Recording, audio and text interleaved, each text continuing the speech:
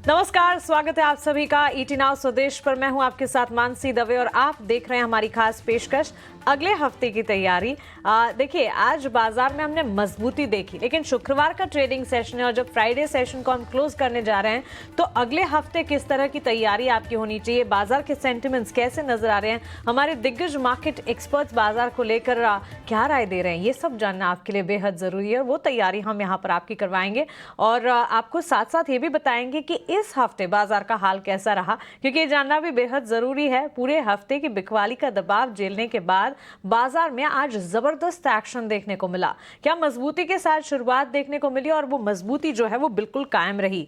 बाजार one side up move के साथ दिन भर ट्रेड करते रहे और जब क्लोज हुए एक कह सकते कि हफ्ते में, पूरे हफ्ते में जो वॉलेटिलिटी थी वो वॉलेटिलिटी को कह सकते डाउन साइड करते हुए खरीदारी के स्तर दिखाकर क्लोज हुए। Banking players, IT sector, real estate sector, हर तरफ अच्छा खासा एक्शन देखने को मिला। बेंचमार्क इंडिसेस में अच्छी मजबूती देखने को मिली, लेकिन साथ ही मिड कैप और स्मॉल कैप भी पीछे नहीं रहे। क्लियरली 23,900 के ऊपर क्लोज होने में बाजार जो है वो कामयाब रहा। अच्छी खासी मजबूती वहां पर देखने को मिली निफ्टी में, साथ ही सेंसेक्स में 2000 अंकों की मजबूती हमने देखी। अच्छा खासा एक्शन बैंक निफ्टी में भी देखने को मिला और मिड कैप स्मॉल कैप में भी जबरदस्त मजबूती का action. Banking, metal, pharma index बढ़त पर बंद होते हुए देखने को मिले। निफ्टी आईटी की अगर बात करें, यहां पर भी हमने देखा एडवांसमेंट 3 सेशन से बाजार को संभालने का काम कर रहा है आईटी पैक, और आज भी अच्छी खासी तेजी। देखिए, कंजम्पशन थीम में मजबूती नहीं नजर आ रही थी, लेकिन आज के सत्र में एफएमसीजी स्पेस में भी हरे निशान के साथ कामकाज, ऑटोमोबाइल पैक भी अच्छी मजबूती के बीच ही कामकाज करता हुआ देखने को मिला। और बैंक्स एंड फाइनेंशियल्स की भी अगर बात करें, अच्छा एक्शन देखने को मिला। लेकिन ये तो हुई आज के बाजार के सेंटिमेंट्स की बात, लेकिन पूरे हफ्ते की चाल को अगर देखेंगे तो कुछ अलग पिक्चर देखने को मिलेगी, क्योंकि आज का फ्राइडे सेशन ही था जब बाजार ने हरे निशान के साथ तेजी देखी। पूरे हफ्ते भर में बाजार में बिकवाली का दबाव हावी रहा और इसी के चलते कह सकते हैं कि पूरे हफ्ते में हमने कई सारे स्पेसेस देखे जहां पर एक्शन नहीं था। बहरहाल, चलिए आगे बढ़ते हैं और ये सारे के सारे सेंटिमेंट्स लेकर चलते हैं हमारे मार्केट एक्सपर्ट्स के पास। उनसे समझते हैं कि बाजार की चाल को इस पूरे हफ्ते के लिए उन्होंने कैसे एंटिसिपेट किया था, किस तरह का दिखा, और साथ ही अगले हफ्ते के लिए अब वो हमें क्या एडवाइस दे रहे हैं। जियोजीत फाइनेंशियल सर्विसेज के गौरांग शाह मेरे साथ है और यस सिक्योरिटीज के लक्ष्मीकांत शुक्ला मेरे साथ जुड़ गए हैं। गौरांग जी, लक्ष्मीकांत जी, बहुत स्वागत है आपका ईटी नाउ स्वदेश पर। अपना समय देने के लिए बहुत शुक्रिया। गौरांग सर, मंडे सेशन से लेकर थर्सडे सेशन तक बाजार ने जिस तरह के सेंटिमेंट्स दिखाए थे, लगा नहीं था कि एक डिसेंट फ्राइडे भी होगा, लेकिन आज सुबह जिस तरह मजबूती छाई और वो मजबूती बिल्कुल बरकरार रही। सवाल लगातार यही था कि फर्स्ट हाफ की तेजी क्या सेकंड हाफ तक बरकरार रहेगी। बिल्कुल देखिए हमें तेजी। कैसे देखा आपने मार्केट्स को? बहुत बहुत धन्यवाद मानसी, आपका सभी को प्रणाम और शुभ दिन हमारे तरफ से।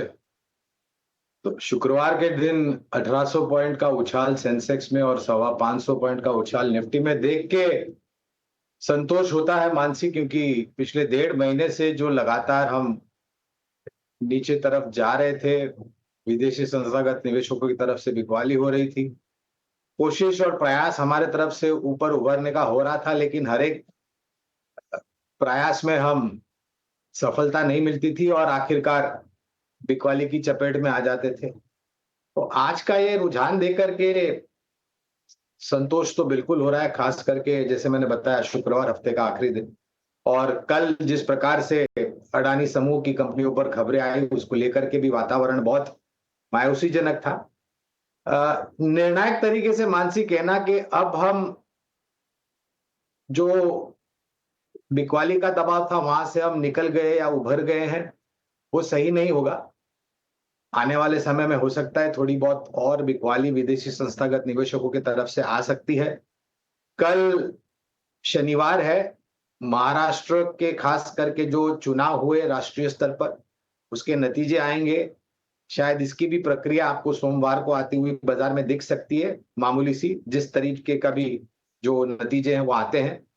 और ओवरसोल्ड बाजार बिल्कुल था। एक उभरने का प्रयास हमने किया और हम सक्षम रूप से आज उभर पाए। इंडिया विक्स मुझे थोड़ा बहुत सताती है मानसी, क्योंकि वो आप आज भी अगर आप देखें तो 15.5 के पार थी।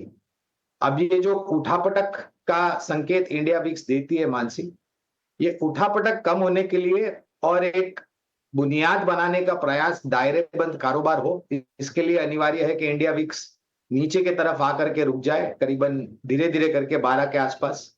तो ये जो उठा-पटक है वो कम हो सकती है।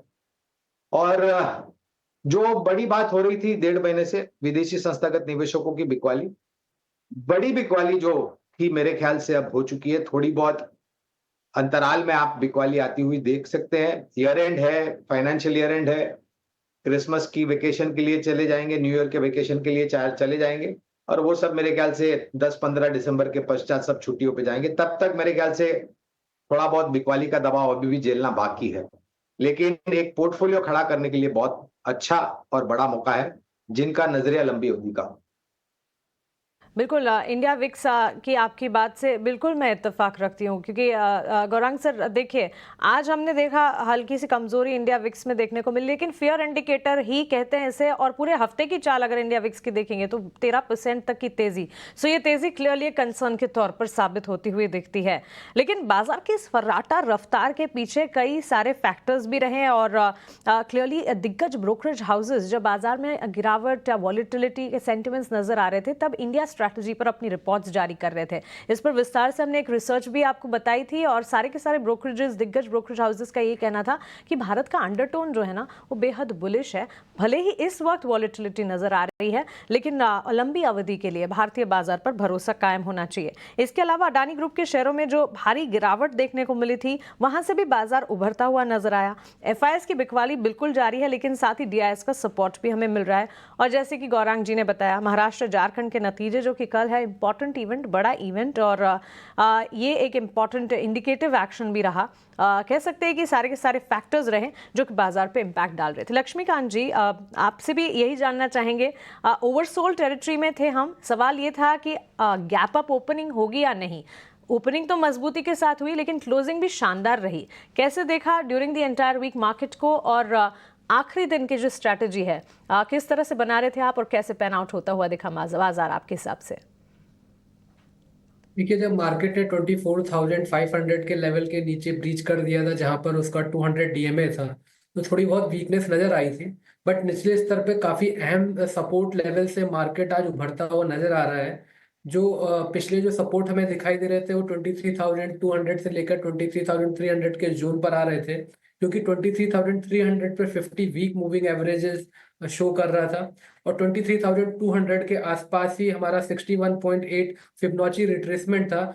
अगर हम ये बजट डे लो से लेकर अभी तक का जो हाई है 26,277 का, वहां तक का अगर हम फिबोनाची रिट्रेसमेंट अगर बनाते हैं तो 61.8 जो कि गोल्डन रेशो भी है, वहां से मार्केट में हमें एक पुल बैक मूव दिखाई दिया।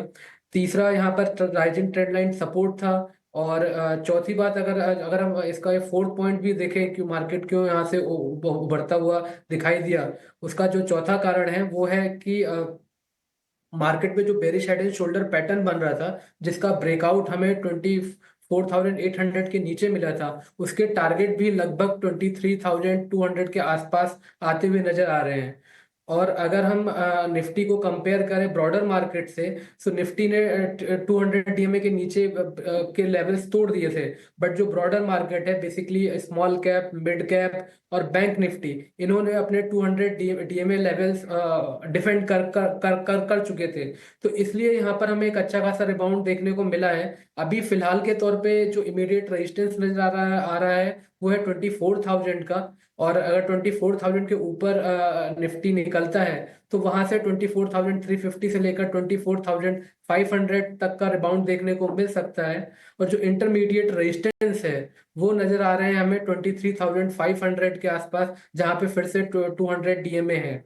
अगर बात हम बैंक निफ्टी की करते हैं तो बैंक निफ्टी में कल एक हैमर कैंडल का फॉर्मेशन हुआ था और इसने जो बाउंस बैक दिखाया था वो 200 डीएमए के लेवल से दिखाया था। आज यहाँ पर बुलिश बेल्ट होल्ड कैंडलस्टिक बनता हुआ नजर आ रहा है। तो मुझे लगता है कि अगर बैंक निफ्टी 51,300 के ऊपर सस्टेन करता है तो यहाँ से 51,800 से लेकर 52,000 के अपर साइड के लेवल्स भी वो शो कर सकता है। और अगर हम सेक्टोरियल इंडाइसेस की बात करें तो निफ्टी पीएसयू, निफ्टी रियलिटी और निफ्टी आईटी में हमें अच्छी खासी तेजी देखने को मिली है। तो मुझे लगता है कि आने वाले समय में भी इन तीनों सेक्टोरियल इंडाइसेस में ये तेजी बनी रहेगी। और हमें अच्छे खासे लेवल्स अपर साइड के दिखाई देंगे।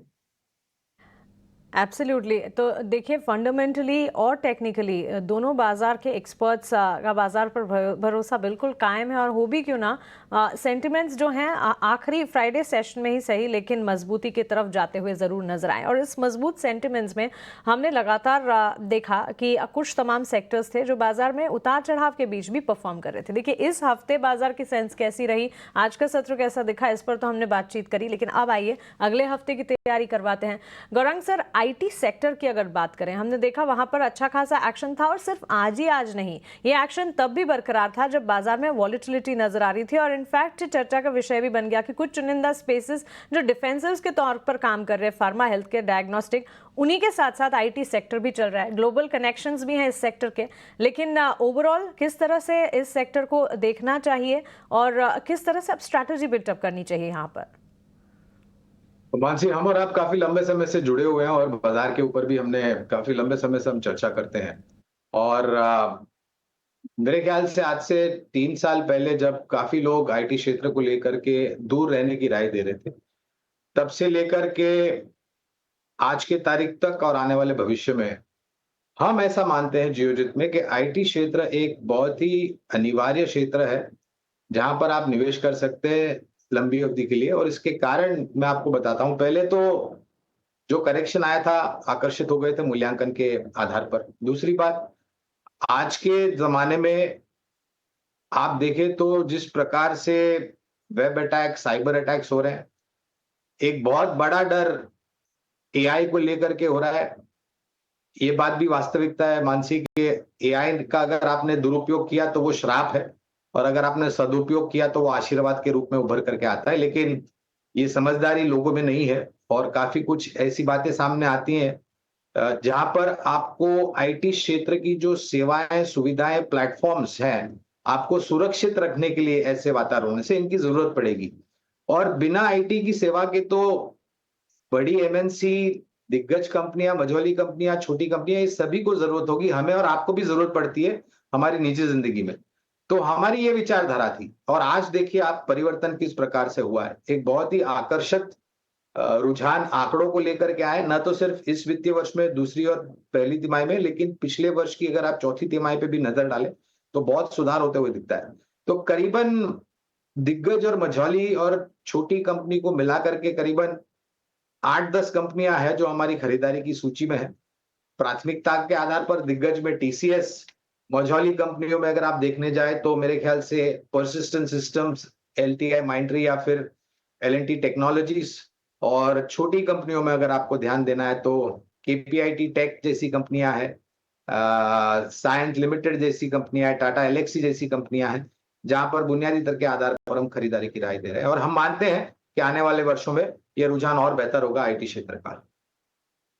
है, और आने वाले वर्षों में भी आईटी सेक्टर का रुझान बेहतर होगा, ये मानना है गौरांग जी का।